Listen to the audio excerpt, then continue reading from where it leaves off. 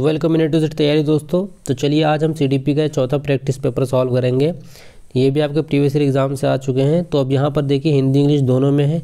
हिंदी वाले बच्चों से अनुरोध है कि आप हिंदी में पढ़ ले क्वेश्चन, बाकी वर्डिंग पर ध्यान दो, वो हिंदी में समझाएंगे हम। ठीक है, तो चलो वीडियो को स्टार्ट करते हैं। एंड तक ज़रूर देखना, कितना किसका नंबर आया प्लीज़ कमेंट कर दिया करो और थोड़ा बहुत आप लोग सपोर्ट कर दिया करो। और अगर टीचिंग एग्ज़ाम से आपको तैयारी करनी है, कोई भी एग्ज़ाम हो, चाहे DSSB का, सुपर टेट हो, यही सीटेट, आपको कोई सा भी पेपर हो, अगर आपको फ्री में कायदे से एक जगह सारा कंटेंट चाहिए तो प्लीज़ चैनल को सब्सक्राइब कर लो। अभी नया चैनल है तो आपके साथ साथ हमारा भी विकास होगा और आपका भी होगा। चलो फिर अब फटाफट देखते हैं। सबसे पहला क्वेश्चन जो है, विच of the following is an example of fine motor skill. ठीक है, अब देखो दो टाइप की मोटर स्किल होती है, हमने बताया था वीडियो में, ग्रॉस मोटर स्किल और फाइन मोटर स्किल। जो ग्रॉस मोटर स्किल होती हैं, जो जी से होती हैं, ये ऐसी चीज़ें होंगी जिसमें आपका बड़ी मसल्स का यूज़ होगा। ठीक है, मतलब आप ऐसा कोई काम कर रहे हो जिसमें आपकी बड़ी मांसपेशियाँ, ठीक है, उनका इस्तेमाल हो रहा है। जैसे अगर आप जंपिंग कर रहे हो, आप साइकिलिंग कर रहे हो, स्विमिंग कर रहे हो, ठीक है, ये सब में क्या आपकी बड़ी मांसपेशियों का, बड़ी मसल्स का यूज़ होता है। तो इनको हम बोल देते हैं ग्रॉस मोटर स्किल।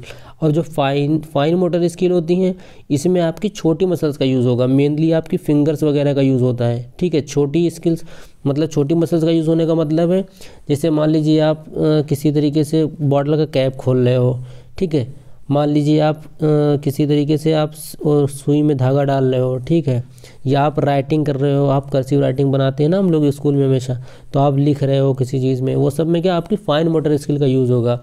ठीक है, क्योंकि वहाँ पर आप अपनी फिंगर्स का यूज़ कर रहे हो, आप शू लेसेस अपने बांध रहे हो, फीते बांध रहे हो, वहाँ पर क्या होगा, हमारा फाइन मोटर स्किल का यूज़ होगा, मतलब हमारी छोटी मसल्स का यूज़ होगा। तो यहाँ पर अगर आप देख रहे होगे तो एक है option running on road, running कर रहे हो आप तो आप अपनी बड़ी मसल्स का, थाइस का, इन सब का यूज़ कर रहे हो। स्विमिंग इन रिवर, अभी बताया स्विमिंग आपका ग्रॉस मोटर स्किल में आएगा। किकिंग का फुटबॉल, आप फुटबॉल को मार रहे हो तो पूरे पैर की मसल यूज़ हो रही है। पुटिंग बीड्स इन अ थ्रेड, ठीक है, वही भी मैंने बताया ना कि थ्रेड्स में आप बीड डाल रहे हो, ठीक है, मतलब जो मोती नहीं डालते हैं उस तरीके से कि धागे में मोती पिरोना, तो आप ये क्या छोटी मसल्स का मतलब अपनी फिंगर्स का यूज़ कर रहे हो। तो यहाँ पर आपका फोर्थ वाला राइट होगा। सीटेड में कभी भी अगर फाइन और ग्रॉस मोटर स्किल का है, सिंपल सी बात है, अभी तक मैंने जो देखा फाइन मोटर स्किल का जो भी एग्जांपल देते हैं उसमें मेनली फिंगर्स का ही यूज़ होता है। ठीक है, तो जहाँ पर भी आपको लगे फिंगर्स का ज़्यादा यूज़ हो रहा है, ठीक है, पूरे हाथ का नहीं, पूरे पैर का नहीं, सिर्फ फिंगर्स का यूज़ हो रहा है, तो वहाँ पर आप समझ लेना फाइन मोटर स्किल का एग्जाम्पल होगा वो। ठीक है, उम्मीद है आपको समझ में आ गया होगा। अब देखते हैं यहाँ पर दूसरा, cephalocaudal principle of development suggest that development proceeds from. ठीक है, अब ये जो सिफालोकॉर्डल होता है, ये एक तरीके का आप डेवलपमेंट होता है और एक होता है प्रॉक्सिमोडिस्टल। ठीक है, अगर आप तैयारी कर रहे होगे तो आपको पता ही होगा। तो सिफालोकॉर्डल और प्रॉक्सिमोडिस्टल, एक सी से होता है, एक पी से होता है। ये टाइप ऑफ डेवलपमेंट होते हैं कि बच्चे का विकास होगा कैसे। तो मैंने बताया था सिफालोकॉर्डल मतलब सर से पैर की ओर। ठीक है, ये समझ लीजिए आपका पैर हो गया, सर से पैर की ओर। सी हम ऐसे बनाते हैं ना इस तरीके से, तो मतलब सर से पैर की ओर। तो हेड टू टो बोलते हैं या फिर हेड टू फीट बोलेंगे या कुछ भी बोलेंगे। ठीक है, लेकिन जो आपका प्रॉक्सिमो डिस्टल होता है, प्रॉक्सिमो में मैंने कहा था यहाँ पर एक्स आ रहा है, तो ये एक्सट्रीमिटीज़ टू सेंटर, नहीं सॉरी ये उल्टा होगा, सेंटर टू एक्सट्रीमिटीज़। मतलब यहाँ पर है कि सेंटर से एक्सट्रीमिटीज़ मतलब आपकी बाहर की ओर। ठीक है, बीच में से बाहर की ओर विकास होगा। ठीक है, इसको बोल देते हैं प्रॉक्सिमोडिस्टल। तो दो कीवर्ड है मेन, हेड टू टो या हेड टू फीट होगा तो आपका सिफालोकॉर्डल, और सेंटर टू एक्सट्रीम होगा, ठीक है, या सेंटर टू आउटवर्ड होगा तो वो आपका हो जाएगा प्रॉक्सिमोडिस्टल। ये चीज़ आप अच्छे से याद रखना। अब देखते हैं यहाँ पर हम third question, dash is a primary and dash is a secondary agent of socialisation of children. ठीक है, कि बच्चे का जो सोशलाइजेशन होता है, ठीक है, उसमें दो टाइप के एजेंट होते हैं, मतलब दो लोग काम करते हैं, जिनको हम एक को हम बोलते हैं प्राइमरी एजेंट या एक को हम बोल देते हैं सेकेंडरी एजेंट। अब प्राइमरी एजेंट मतलब वो जहाँ बच्चे को सबसे पहले एक सोसाइटी मिलती है, उसके लिए एक समाज बनता है, तो क्या होता है, वो उसकी फैमिली होती है। ठीक है, और अगर मान लो कंपेयर करने की फैमिली नहीं, तो फैमिली के बाद कौन होगा वहाँ पर, जो भी उसके पड़ोसी होंगे, ठीक है, वो हो जाएंगे उसके प्राइमरी। ठीक है, अब जो तुम्हारा सेकेंडरी है, सेकेंडरी में तुम्हारा स्कूल भी आ जाएगा, ठीक है, न्यूज़पेपर आ जाएगा, मीडिया आ जाएंगे, ऑर्गेनाइजेशंस किसी भी तरीके की हो सकती हैं। ठीक है, कहीं से भी बच्चा सीख रहा हो बाहर से, वो आपका सेकेंडरी एजेंट हो जाएगा। तो प्राइमरी तो वैसे फैमिली होता है, ठीक है, लेकिन यहाँ पर पहले स्कूल दिया जाएगा तो स्कूल तो प्राइमरी नहीं होगा। फैमिली के बाद बच्चा कहाँ ज़्यादा मिलता जुलता है, किसको देखता है, अपने नेबरहुड को। ठीक है, तो इमीडिएट नेबरहुड मतलब जस्ट बगल वाले वो होंगे प्राइमरी एजेंट और सेकेंडरी होगा मास मीडिया। तो यहाँ पर ऑप्शन नंबर 1 सही होगा। अगर यहाँ पे होता फैमिली फिर स्कूल लिखा होता तो मेरा ऑप्शन 3 सही होता, लेकिन स्कूल और फैमिली लिखा है तो इस वजह से यहाँ पर ये ऑप्शन नहीं माना जाएगा। तो सही होगा immediate neighbourhood and mass media. चलो अब देखते हैं यहाँ पर हम फोर्थ क्वेश्चन। देखो जीन पियाजे के ऊपर है। इनके पर्टिकुलर टॉपिक के जितने भी जीन पियाजे के क्वेश्चन जिस हिसाब से एग्जाम में आते हैं, कोहलबर्ग वाइगोत्स्की, उसका वीडियो हम ऑलरेडी बना चुके हैं कल, तो आप एक बार डिस्क्रिप्शन में चेक कर लेना है, प्लेलिस्ट में जाकर देख लेना। सीडीपी की प्रैक्टिस प्लेलिस्ट में आपको थ्योरी वाइज जो प्रीवियस ईयर क्वेश्चन आते हैं वो वहाँ पर कराया हुआ है। ठीक है, अब यहाँ पर देखो अकॉर्डिंग टू पियाजे theory of cognitive development at which stage children's thinking become scientific, कि पियाजे की जो स्टेज है उसमें कौन सी स्टेज में, जो उनकी 4 स्टेजेस होती हैं उनमें से किस स्टेज में बच्चा साइंटिफिकली सोचने लगता है। ठीक है, साइंटिफिकली मतलब वो लॉजिकली सोचेगा, मतलब हर चीज़ का लॉजिक लगाएगा सही। ठीक है, उल्टा सीधा कुछ भी नहीं सोच लेगा। तो वो कब सोचता है? सेंसरी में तो 0 से 2 साल का होता है तो कोई लॉजिक नहीं लगा सकता, प्री ऑपरेशन में भी कोई लॉजिक नहीं लगता, कॉन्क्रीट में भी वो लॉजिक स्टार्ट करता है लगाना मगर कहीं कहीं पर मात खा जाता है। सही जो आंसर होगा वो होगा फॉर्मल ऑपरेशनल। ठीक है, क्योंकि इसमें बच्चा साइंटिफिकली सोचेगा, हाइपोथेटिकली सोचेगा, किसी भी सिनेरियो को आप उसके सामने ला के रख दोगे तो उसके बारे में सोच के सही आंसर सही सॉल्यूशन निकालेगा। ठीक है, तो लास्ट स्टेज में जाकर वो साइंटिफिकली सोचता है। ये हो गया आपका। अब इसके बाद हम देखते हैं जीन पियाजे gave importance to dash in process of learning. अब देखो यहाँ पर पियाजे और वाइगोत्स्की का हमने बहुत सुना है, तो पियाजे के हिसाब से लर्निंग प्रोसेस में क्या ज़्यादा मदद करता है? वाइगोत्स्की का तो उम्मीद है आप लोगों को पता होगा कि सोसाइटी और कल्चर, ठीक है, ये ज़्यादा रोल निभाती है लड़के के अधिगम में या उसकी लर्निंग में। लेकिन पियाजे के हिसाब से क्या होता है? Biological maturation, teachers personality, reward impression और प्राइवेट स्पीच। तो पियाजे के हिसाब से बायोलॉजिकल मैच्योरेशन मतलब इनका ये मानना है कि जिस तरीके से बच्चे का विकास होगा उसी तरीके से वो चीज़ों को सीखेगा। मतलब अगर वो 1 से 2 साल के बीच का है तो वही सीख सकता है जो 1 से 2 साल की सीखने की क्षमता होगी। चाहे आप उसके सामने आइंस्टाइन को ला के रख दो, एक तरफ आप न्यूटन बाबा को ला के रख दो, किसी को भी, वो उनकी तरह नहीं बन पाएगा। ठीक है, वो वही कर पाएगा जो उसकी एज या जो उसका मैच्योरेशन लेवल या जो उसके डेवलपमेंट अलाउ करेगा। ठीक है, तो मतलब बायोलॉजिकल मैच्योरेशन को किसने महत्व दिया है? जीन पियाजे ने। अब यहाँ पर देखते हैं हम एक और क्वेश्चन है। Aryan directs most of his action to fulfil his duties as per school's preamble at which level of moral reasoning Aryan is at present. ठीक है, कि आर्यन जो भी काम करता है, जो भी ड्यूटीज़ करता है, उसके स्कूल के जो भी संविधान है उसके स्कूल का, उसके प्रियम्बल में कि ये आप एज ए स्टूडेंट आपको करना है, ये काम नहीं करना है, ये सब चीज़ें अगर वो कर रहा है तो कोहलबर्ग की जो मॉरल रीजनिंग थ्योरी है उसके किस लेवल पर है? अब देखो कोहलबर्ग से यहाँ से समझ लो, कोहलबर्ग जी ने 3 लेवल दिया था। ठीक है, हर एक लेवल में 2 स्टेज थी, मतलब टोटल 6 स्टेजेस। तो एग्जाम में ये भी क्वेश्चन पूछ लेता है कितनी स्टेजेस दी हैं या कितने लेवल दिए हैं। तो याद रखना लेवल जो होंगे वो 3 होंगे, स्टेजेस 6 होंगी। ठीक है, अब जो 3 लेवल है, एक है प्री कन्वेंशनल, एक है कन्वेंशनल, एक है पोस्ट कन्वेंशनल, यही 3 लेवल है, ये तो फालतू का है। ठीक है, अब जो आर्यन है वो जो ये काम कर रहा है वो स्कूल में कौन होता है? टीचर। तो टीचर के डर से कर रहा है। ठीक है, कि अगर हमने नहीं किया तो हमें ये पनिशमेंट मिलेगी जिस तरीके से। तो पनिशमेंट किस में मिलती है? आपकी पहले लेवल में। तो पहला लेवल कौन सा है? Pre conventional level. तो यहाँ पर जो राइट आंसर होगा फर्स्ट वाला होगा। अब देखो इसके बाद देखते हैं question, which of the following is an effective way of scaffolding the students when they are stuck on a problem. अब देखो ये वाइगोत्स्की के थ्योरी के उसमें से क्वेश्चन है ये, कि स्कैफोल्डिंग मतलब पहले समझो। स्कैफोल्डिंग मतलब होता है कि आप किसी बच्चे की थोड़ी हिंट दे रहे हो या उसकी मदद कर रहे हो। ठीक है, उसके लिए आप एक सीढ़ी का काम कर रहे हो ताकि वो अपनी मंजिल पर पहुंच सके। तो जब बच्चा किसी प्रॉब्लम में फंस जाता है, स्टक कर जाता है, ठीक है, तो इनमें से ऐसे कौन सा पॉइंट है इनमें से जो एक सही तरीका होता है स्कैफोल्डिंग देने का, उसको मदद करने का? पहला, डायरेक्टली टेलिंग द आंसर, आप उसको डायरेक्ट आंसर बता दोगे तब तो उसका विकास कभी नहीं हो पाएगा। पनिशिंग फॉर इनकरेक्ट आंसर, गलत करने के लिए आप बच्चों को पनिश करोगे तो बिल्कुल नहीं, ये भी नहीं। पनिशिंग जहाँ पे भी आएगा नेगेटिव टर्म होते हैं, इनको तो तुरंत हटा देना। प्रोवाइडिंग हाफ सॉल्व सॉल्यूशन, आप उसको थोड़ा सा करके दिखा दोगे कि आगे तुम करो। या complicating the problem with irrelevant information, या आप उसे गलत चीज़ या गलत सलाह दे दोगे, गलत बता दोगे। ठीक है, अक्सर देखो स्कूल्स में जो होता है वो हमें नहीं जानना है, हमें क्या जानना है कि हमने बीएड में क्या सीखा है। ठीक है, या डीएलएड बीटीसी में हमने क्या सीखा है। तो होगा क्या कि अगर आपको मदद करनी है स्कैफोल्डिंग तो आप उसका हाफ सॉल्यूशन बता दोगे उसे।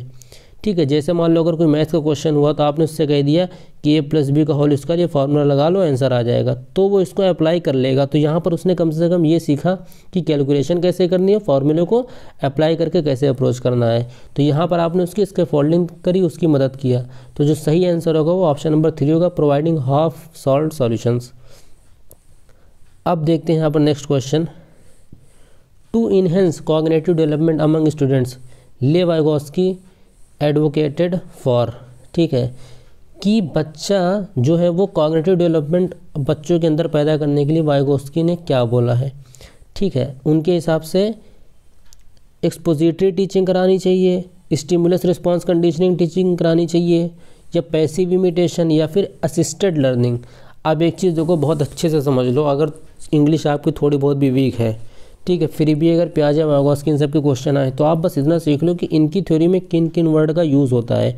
वाइगोस्की की अगर बात करें, सोसाइटी हो गया, ठीक है, सोशल हो गया, कल्चर हो गया, ठीक है, असिस्टेंस मतलब हेल्प हो गई, हिंट हो गई, ठीक है, इसके फोल्डिंग हो गया, ये सब वर्ड अगर आएगा तो इसका सीधा सीधा मतलब है वाइगोस्की के पक्ष में आंसर चला जाएगा। तो अगर यहाँ पर आप देखो तो असिस्टेड लर्निंग आ रहा है ना, तो बच्चे का कॉग्निटिव डेवलपमेंट के लिए ये सबसे ज़्यादा ज़रूरी है कि आप असिस्टेड लर्निंग उससे करवाओ, मतलब आप उसकी कहीं ना कहीं थोड़ी बहुत हेल्प कर दिया करो हर क्वेश्चन को सॉल्व करने में, किसी टास्क को पूरा करने में।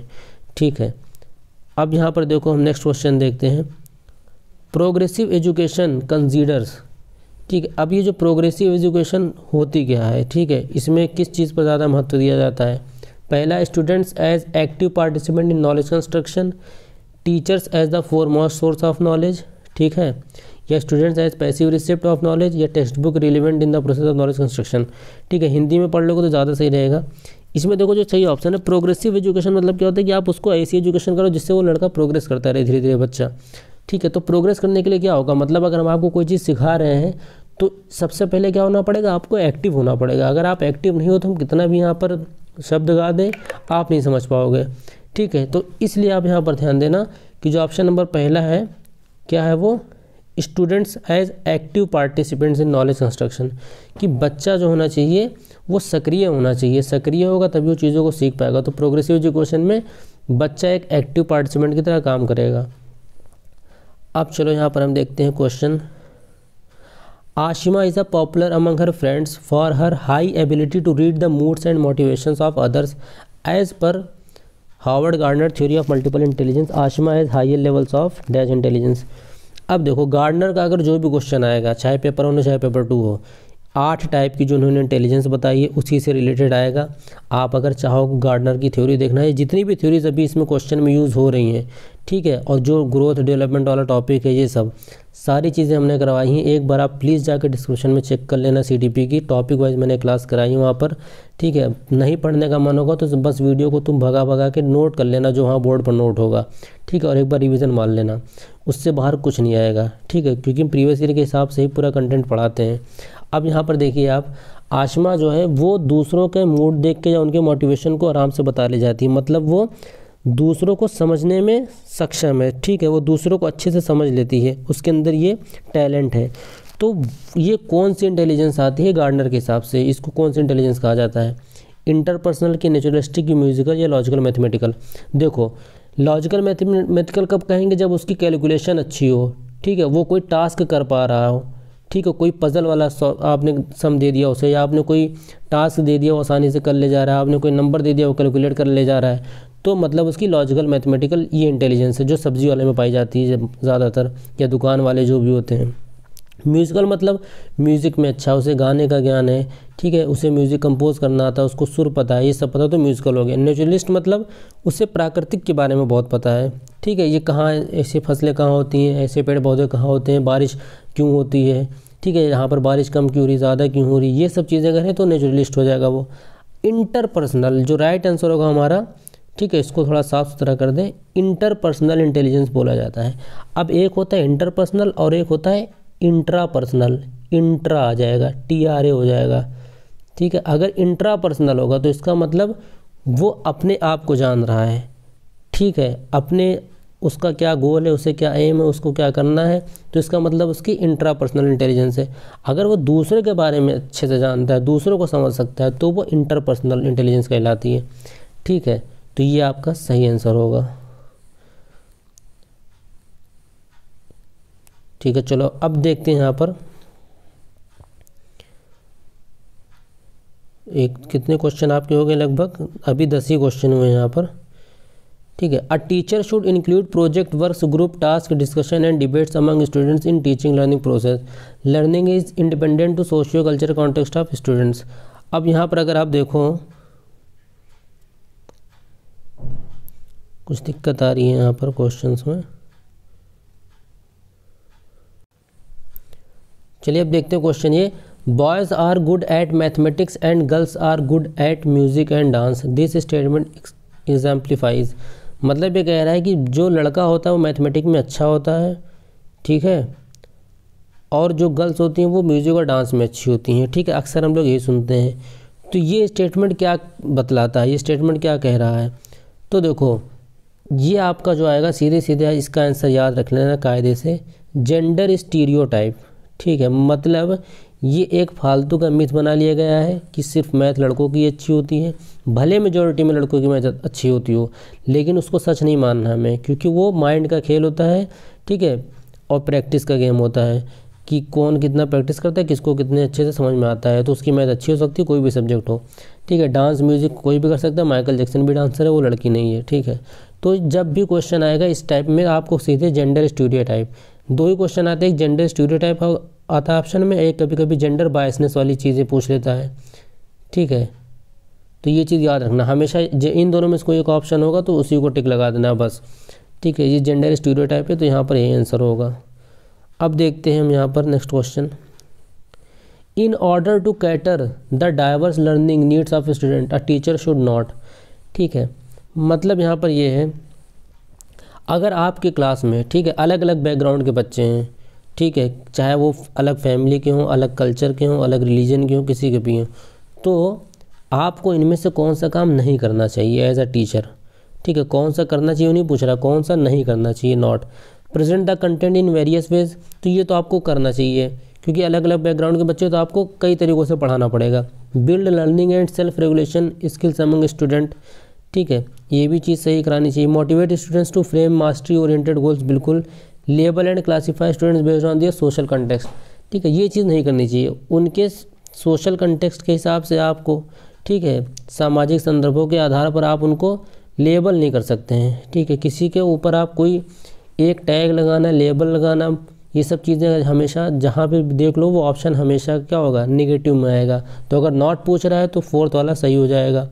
ठीक है, कि एज अ टीचर आपको किसी भी बच्चे को लेबल या उसको क्लासीफाई उसके सोशल कंटेक्स्ट के बेस पर नहीं करना चाहिए कि तुम इस फैमिली से या तुम इस सोसाइटी से आते हो तो तुम तो कुछ नहीं कर पाओगे। ठीक है, ऐसा बिल्कुल नहीं कहना चाहिए। अब यहाँ पर देखते हैं 14th क्वेश्चन है, dash is not an effective mode of assessment to understand the learning gaps during the activity. अब ये कह रहा है कि ये कोई ऐसा इफेक्टिव मोड ऑफ असेसमेंट नहीं है, ठीक है, जिससे कि लर्निंग गैप पता चल सके बच्चे के बीच में कि वो कहाँ पर उसके गैप आ रहा है, कहाँ पर वो नहीं सही से किस वजह से नहीं काम कर पा रहा है ना, कहाँ पर उसकी लर्निंग में गैप आ रहा है। तो ये चीज़ जानने के लिए इनमें से कौन सा है जो इफेक्टिव मोड नहीं है। Assessment based on standardise test, formative assessment, peer assessment या सेल्फ असेसमेंट। ठीक है, अब देखो यहाँ पर क्या है कि असेसमेंट बेस्ड ऑन स्टैंडर्डाइज, देखो इन तीनों में क्या है ना कि बच्चा अपने आप अकेले काम कर रहा है, तो यहाँ तो वो जान जाएगा कि गैप मेरे वजह से हो रहा है। ठीक है, मेरे वजह से कोई दिक्कत हो रही तभी मैं टास्क या एक्टिविटी नहीं कर पा रहा हूँ। लेकिन अगर आप उससे पीयर असेसमेंट का कोई काम कराओगे, सपोज करो जो चीज़ उसको नहीं आ रही वो उसके दोस्त को आ रही तो उसने कर दिया, ठीक है, तो उस टाइम बच्चा इतना नहीं ध्यान दे पाएगा कि यहाँ हमें कमी थी कोई, वो समझेगा अरे ठीक है चलो हमको नहीं आ रहा था, इसको था कि काम हो गया बस बात खत्म। तो पीयर असेसमेंट की वजह से, ठीक है, कोई फ़ायदा नहीं होगा। ठीक है, अगर आपको बच्चे के अंदर कोई लर्निंग गैप ढूंढना है तो उसमें पीयर असेसमेंट आप ये तीनों चीज़ करा लोगे तो भी गैप मिल जाएगा, मगर इसकी वजह से नहीं मिलेगा। तो यहाँ पर जो राइट आंसर होगा वो पीयर असेसमेंट होगा। ठीक है, अब एक लास्ट क्वेश्चन है ये, चलो फिर अब इसको देखते हैं क्वेश्चन को। विच of the following question promotes critical thinking among students. अब ये जो 4 टाइप के क्वेश्चन किसी टीचर ने बच्चों को दिया और हमको अब ये देखना है कि इन चारों में से किस क्वेश्चन को सॉल्व करने के टाइम उसके अंदर क्रिटिकल थिंकिंग का डेवलपमेंट होगा। ठीक है, मतलब समालोचनात्मक चिंतन वो कब करेगा। अगर हमने उससे बोल दिया कि 523 को 62 से मल्टीप्लाई कर दो तो एक बार में डायरेक्ट आंसर निकाल लेगा, कुछ सोचना समझना नहीं है अगर उसे आता है तो। इंडिपेंडेंट स्टेट हरियाणा कब बना, आता होगा तो हाँ बोलेगा वरना नहीं बोलेगा, तो इसमें भी कोई बहुत सोच विचार नहीं कर रहा है वो। गंगा रिवर का ओरिजिन का अगर उसको पता होगा तो बताएगा, नहीं होगा तो नहीं पता, कुछ भी सोच लेगा, याद तो नहीं आ जाएगा। लेकिन जहाँ पर मतलब दिमाग का यूज़ नहीं हो रहा है, ठीक है, क्रिएटिविटी एकदम नहीं हो रही है, तो उन सब क्वेश्चन से कोई फ़ायदा नहीं। अब एक क्वेश्चन ये देखो, how would you resolve the problem of water logging in your city, कि अक्सर बरसात के टाइम आपने देखा है कि पानी नहीं भर जाता है तो क्या वहाँ 4-5 लोग खड़े हो जाते हैं, सब अपना अपना दिमाग लगा के बोलते हैं ये करना चाहिए वो करना चाहिए। तो वही अगर आपसे बोल दिया जाए क्वेश्चन देके कि आप ये बताओ कि अगर आपके सिटी में कहीं पानी भरा है तो उसकी प्रॉब्लम को आप कैसे सॉल्व करोगे। अब देखो जितने भी बच्चे होंगे सबका अपना अलग अलग आंसर होगा, सब अपने हिसाब से सोचेंगे। ठीक है, तो यहाँ पर जो हो रहा है, क्या हो रहा है, दिमाग का काम हो रहा है, सोचना पड़ रहा है, चिंतन करना पड़ रहा है। तो इसको हम बोल देंगे कि ऐसा क्वेश्चन है जो प्रमोट करता है किसको, क्रिटिकल थिंकिंग को। ठीक है, तो राइट आंसर हो जाएगा 4th वाला। तो उम्मीद इतने क्वेश्चंस करके आपको समझ में आ गया होगा कहाँ कितनी नैया में आप हैं भी, ठीक है, और नैया आपके कितने पानी में है। अब उम्मीद है कि अगर आपको पसंद आएगी वीडियो तो प्लीज़ कमेंट करना, इसका अगला पार्ट और चाहिए तो बिल्कुल बताओ। बाकी के 15 से 16 से 30 क्वेश्चन वो भी कराते हैं।